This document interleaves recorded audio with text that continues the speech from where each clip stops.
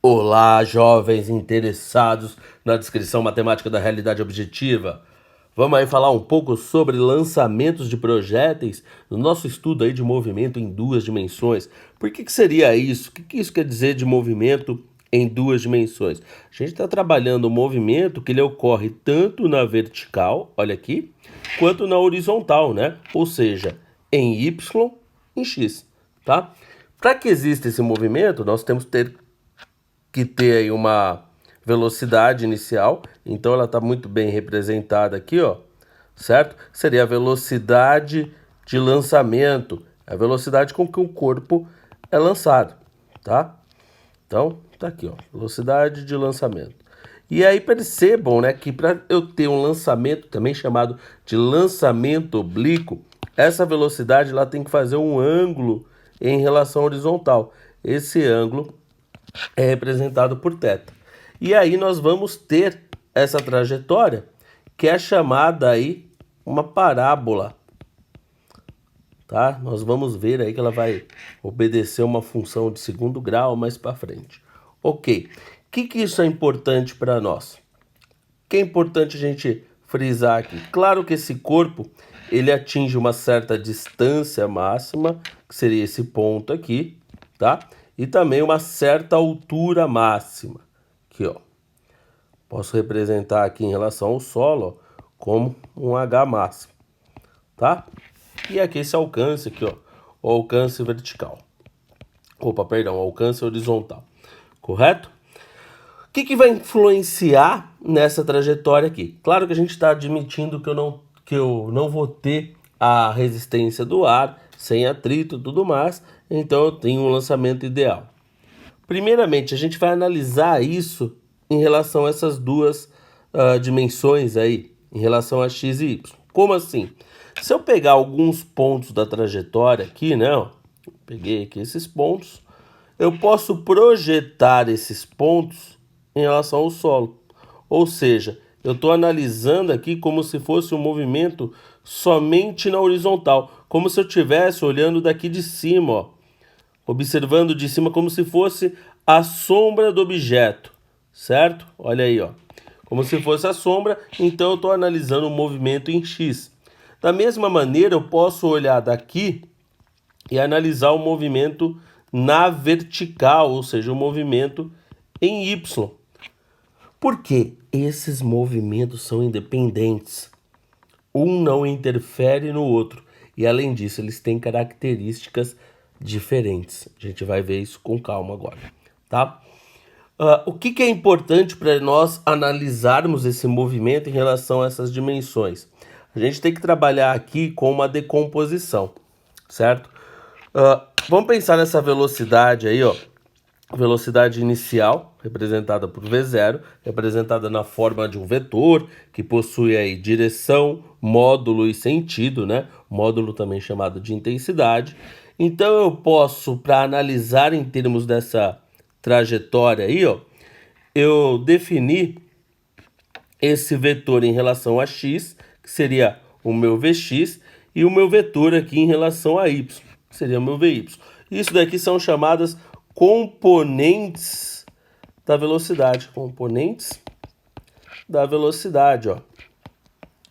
Tá? Por quê? Eu vou ter esse meu vetor velocidade, ele se alterando ao decorrer da trajetória, certo? Então, se eu for pegar, analisar em termos dessa decomposição, eu vou ter algo desse tipo, olha aqui, ó. Então, percebam aqui que eu tenho minha velocidade inicial, que seria aqui na hora do lançamento, certo?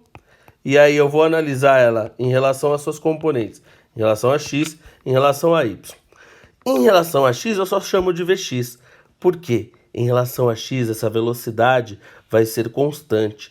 Então, qualquer ponto que eu pegar aqui, eu vou ter a mesma velocidade. Só deixa eu apagar isso daqui, ó. Qualquer ponto que eu pegar, eu vou ter a mesma velocidade em x. Então, eu sempre vou ter esse vetor aqui no movimento inteiro, certo? Percebam que ele aparece aqui. Então, vai aparecer esse meu vetorzinho aí em qualquer ponto com o mesmo tamanho, mesma intensidade. certo? Tá. Só que em relação a y, a coisa muda, tá? Por quê? Percebam aqui, ó, quando ele vai definir, quando eu defino aqui o meu vetor em relação a y, eu coloco o vetor inicial. Por quê? A minha velocidade em relação a y, ela vai diminuindo, né? Na subida, e aí chega no ponto mais alto, o que que acontece aqui, ó? Olha aí que importante. A velocidade em y0 é aquela ideia como se eu estivesse olhando um lançamento na vertical. Então, no ponto mais alto, o objeto para. A partir disso, ele inverte o sentido do movimento. Estão vendo? Ó? A velocidade começa a ser para baixo. Ele está no movimento de queda, tá? Então, essa ideia também de subida e descida é importante. Por quê? Eu vou ter aqui, ó, o tempo, se eu separar essa trajetória aqui nesse eixo simétrico, eu tenho aqui o que seria meu tempo de subida e eu tenho aqui o meu tempo de descida. E como que eu estou trabalhando no mesmo plano, que seria o plano aqui em x, né, o horizontal, eu falo que o meu tempo de subida é igual ao meu tempo de descida. Se eu tenho essa igualdade, eu posso falar que o meu tempo de voo, ou seja, quando ele sai de um plano aqui e retorna para o mesmo plano, ele pode ser dado pelo quê? Pelo tempo de subida mais o tempo de descida. Como os dois são iguais, eu posso definir então meu tempo de voo como sendo simplesmente 2 vezes o tempo de subida, ou então 2 vezes o tempo de descida.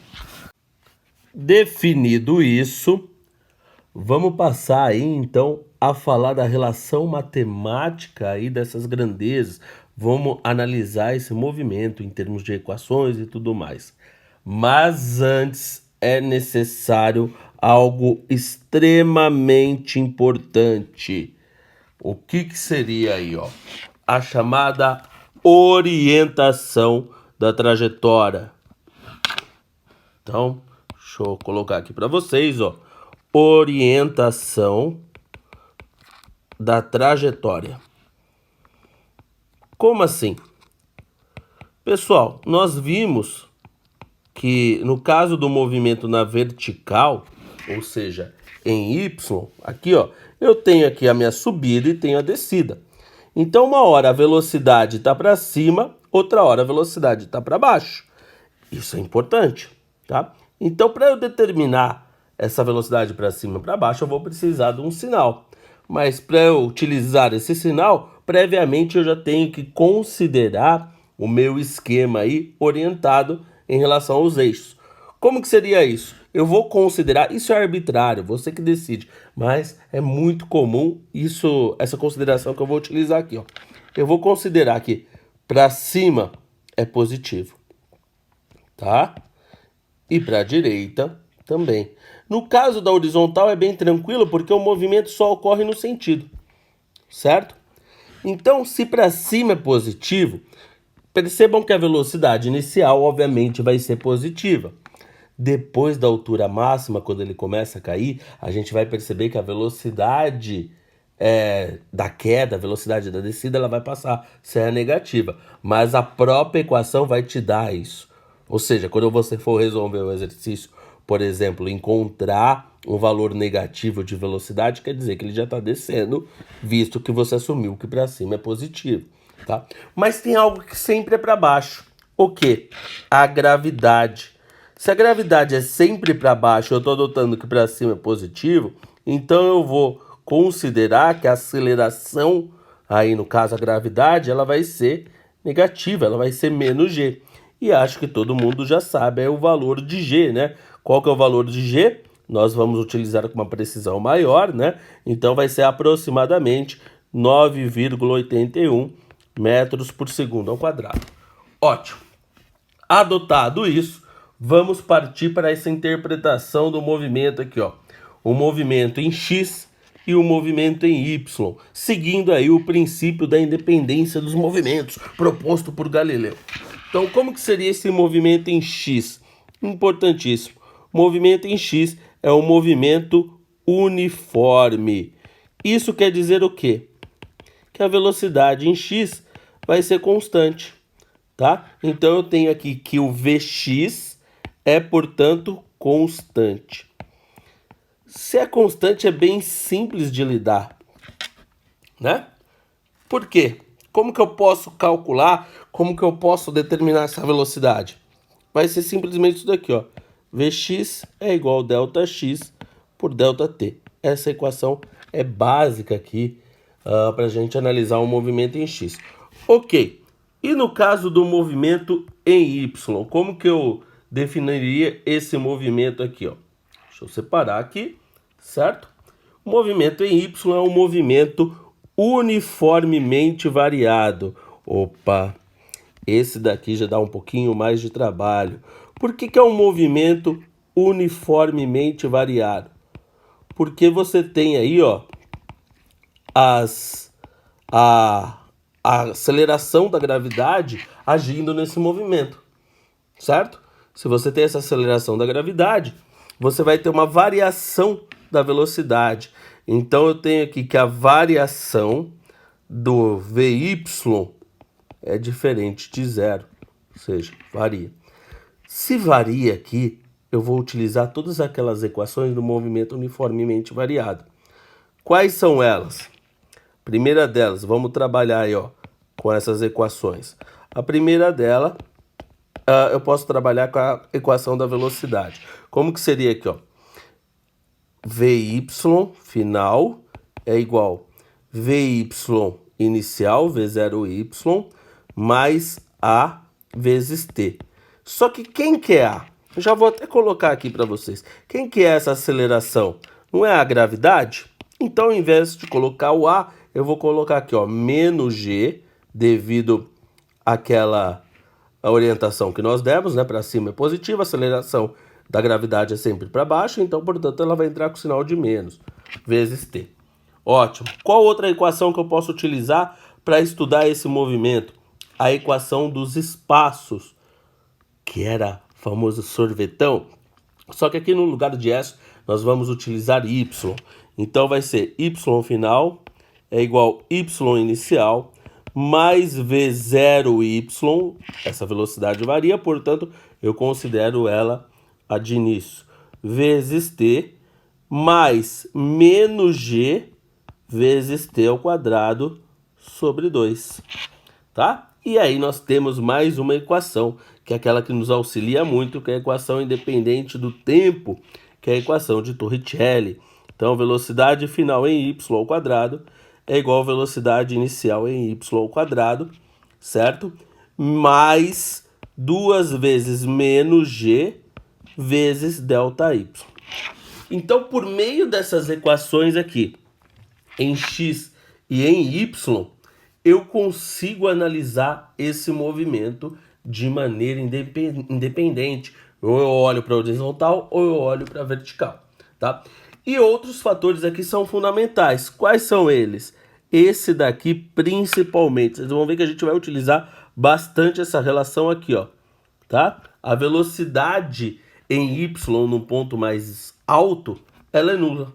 Então, como que eu posso utilizar tais fatores? Vamos aqui comigo, ó.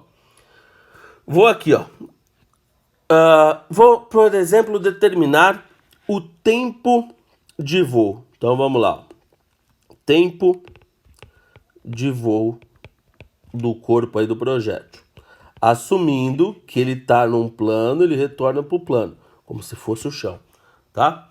Então, nós já vimos aí que esse tempo de voo, ele pode ser dado pelo quê? 2 vezes o tempo de subida, tá? Ótimo. E no ponto mais alto, eu tenho o quê? Que a velocidade, ó, na altura máxima...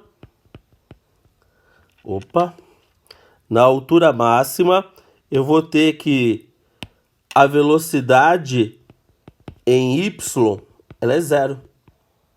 Né? No ponto mais alto, zero a velocidade, como nós vimos ali, ó, está circulado ali em vermelhinho, tá?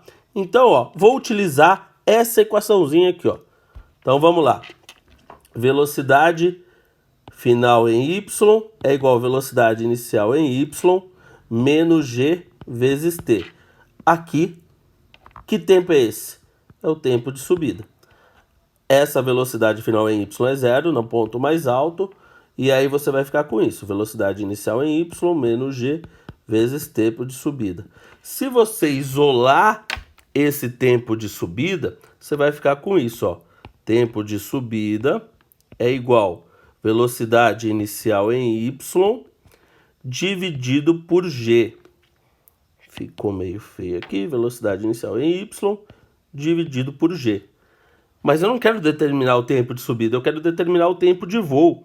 Ah, então é simples. O tempo de voo é 2 vezes isso. Então olha aqui o tempo de voo, ó.